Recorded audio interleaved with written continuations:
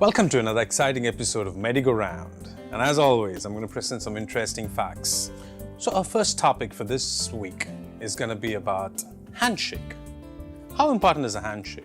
And I'm sure everybody would have felt it. When you shake hands with somebody, the firm grip tells you a lot about their level of confidence and how well-mannered they are. Well, a handshake tells a lot about a person more than we can think of. Researchers have found that the grip of a person's handshake tells about his education level, his aging, and even about his future health. The International Institute for Applied Systems Analysis researchers reviewed more than 50 published studies from around the world for their article in the journal PLOS ONE. They found that people with more education at age 69 tended to grip just as strongly as less educated people at age 65, suggesting the latter were aging about 4 years faster.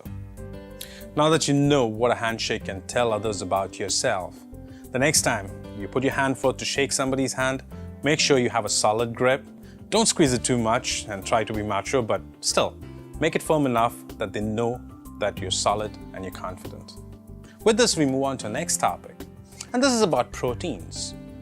Well, has anybody imagined if you have too much of proteins in your middle age, it's as bad as smoking?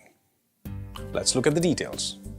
Two new studies conclude that low protein intake may hold the key to a long, healthier life, at least until old age.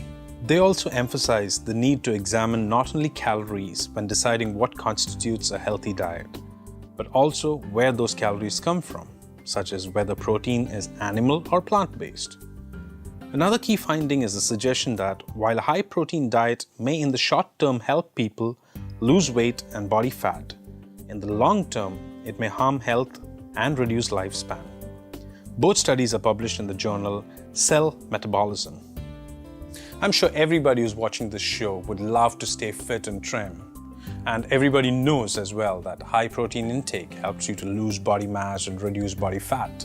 But if you think about the long term or your future, a high protein intake can cause harm. And I'm sure everybody wants to live healthy till the end of their life. So the best way to do that is have a balanced diet. Fruit juices is as bad as sugary drinks, and that's what researchers say. I'm sure most of us have switched over to fruit juices and fresh juices because we want to stay away from carbonated and aerated drinks. Well, two medical researchers writing in the Lancet journals argue that because of the high sugar content in fruit juices, it could be as bad as carbonated drinks or sodas. Fruit juice has a similar energy density and sugar content to other sugary drinks. For example, 250 ml of apple juice typically contains 110 kilocalorie and 26 gram of sugar, and 250 ml of cola typically contains 105 kilocalorie and 26.5 gram of sugar. Confused? I am confused because it took a lot of effort for me to stay away from carbonated drinks and sodas and move on to fresh juices. And I'm sure most of you watching this show who are concerned about their health took a big leap out of sodas into fresh juice. Now these researchers say that fresh juices is as harmful as carbonated drinks. What do? My take is very simple. I'm going to stick to fresh juices because I've made a lot of effort, put in a lot of time to control my temptation to have sodas. So it's your call, what do you stick to? Our next topic is about bullying. It's a growing concern, it has always been a concern. Kids getting bullied at school, in the neighborhood, it's a very bad thing that can happen to a child. And now researchers have found that bullying leaves a long-term impact on a child's health. I was bullied as a kid, and as I grew up, I started bullying kids as well. And I'm sure most of you would have at least done it once, either bullied somebody or got bullied.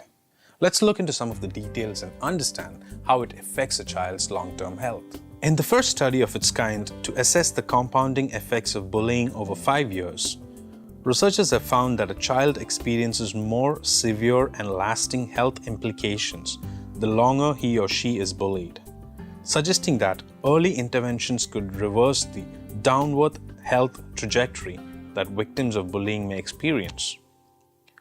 Results of the study were recently reported in Pediatrics, the Journal of the American Academy of Pediatrics. So now that you know how it impacts a child's long-term health, it's a warning. Stop bullying kids. They are our future generation, and don't leave an impact that will stay with them for a lifetime. How many of you like grilled meat? Trust me, I'm hungry right now and the shoot is on, and the very thought of grilled meat brings water out of my mouth. I can run a ship in my mouth.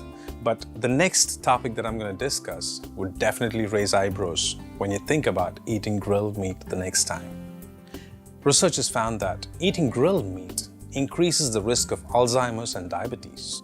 New research published in the Proceedings of the National Academy of Science suggests that consuming heat-processed animal products, such as grilled or boiled meats, may increase the risk of Alzheimer's disease and diabetes. Researchers from the ICAHN School of Medicine at Mount Sinai in New York say that heat-processed meats contain high levels of advanced glycation end products. These compounds have been associated with the worsening of many degenerative diseases, including diabetes and Alzheimer's disease. Now that you heard it from me, researchers say that eating grilled meat definitely increases the risk of Alzheimer's and diabetes. But trust me on this, I'm somebody who cannot resist grilled meat and I would stick on to it. It's your call whether you stick to grilled meat or avoid it and have a proper cooked meal. Moving from grilled meat to chicken. Ever wondered how it would be to cook chicken without washing the raw meat? Well, researchers say that if you wash raw chicken, it increases the risk of food poisoning. Strange. I also believe the same because I cannot go ahead and cook my chicken unless I wash the raw meat.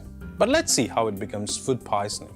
Washing raw chicken can lead to a potentially dangerous form of food poisoning caused by Campylobacter bacteria, which spread onto hands, clothing, cooking utensils, and work surfaces as water droplets splash off the raw meat.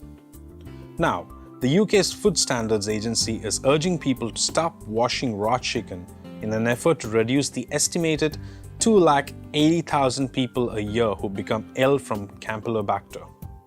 280,000 people fall victim to Campylobacter a year. That's a huge number. Now, I'm sure I was of the opinion that I cannot cook unless I wash my chicken. But looking at these numbers, I think I would change my mind. I would cook my chicken without washing because I'm concerned about my health.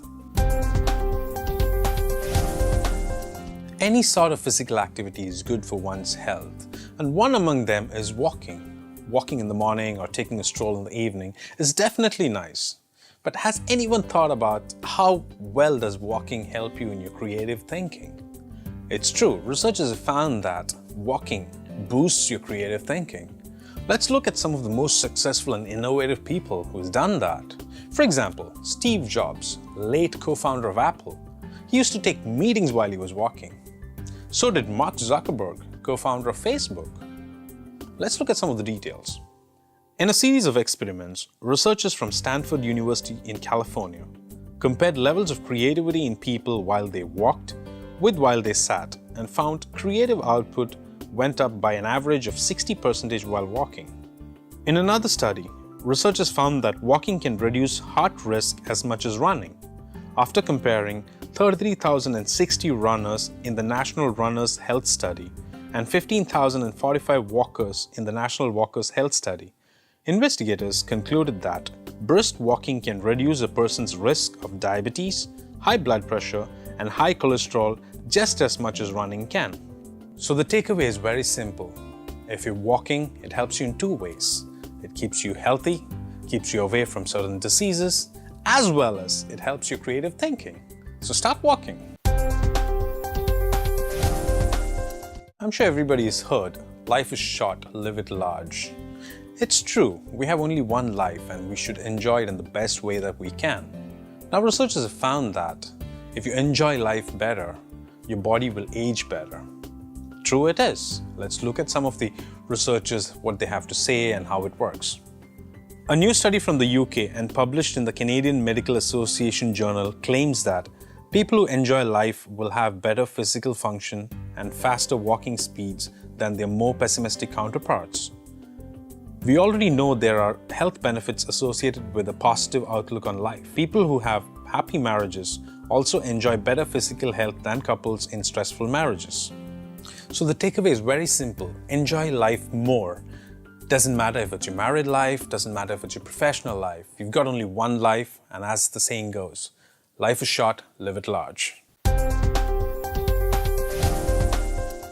A new study suggests that older parents are likely to have a child who develops autism spectrum disorder than younger parents. The study from researchers from the Drexel University School of Public Health in Philadelphia and Karolinska Institute in Sweden provides more insight into how the risk associated with parental age varies between mothers' and fathers' ages, and found that the risk of having a child with both autism spectrum disorder and intellectual disability is larger for older parents. The study has been published in the International Journal of Epidemiology. Considering the fact that researchers have proven this, the best thing that we can do is to have a child way before you become 30. In one of our previous episodes, we did discuss about excessive porn viewing making women into hypersexuals. Well, we have something on similar lines. Do porn watchers have smaller brains? Well, watching excessive porn shows on your brain itself. German researchers looked at the brains of 64 men between the ages of 21 and 45 and found that one brain region was smaller in the brains of porn watchers, and that a specific part of the same region is also less activated when exposed to more pornography. The study was published in JAMA Psychiatry. With that, we come to an end of an interesting episode. We did look at a lot of interesting facts. So we come to the end of this beautiful show. Until next week, this is Pachino signing off from MEDIGO Round.